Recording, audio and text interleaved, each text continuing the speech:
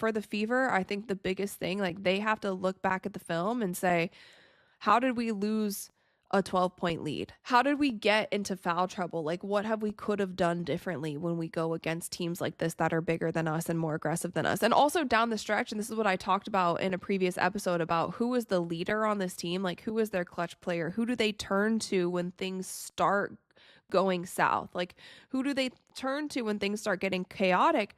We saw that tonight. I don't know who they were turning to because I didn't see them turn to anyone. So, like, who's going to take those clutch shots? You had Caitlin, like, Caitlin in 2024 was the one taking those clutch shots. Now she's giving it up, and Kelsey Mitchell is the one initiating the offense. Like, she was the one who took all of the shots down the stretch when we're talking about isolation shots. Even that 3 at the end, shout out to Aaliyah Boston, like, she hit that 3, but I'm just wondering why Caitlin didn't take that 3. So that's why I'm just wondering, like, who is really going to hold this team down when stuff starts getting crazy? And it's the beginning of the season, like they're still not clicking.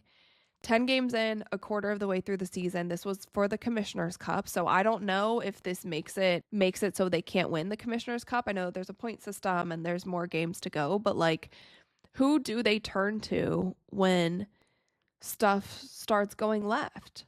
I don't know who that is right now for the Fever. So I'm just going to leave it at that. Like, it's a tough loss for the Fever.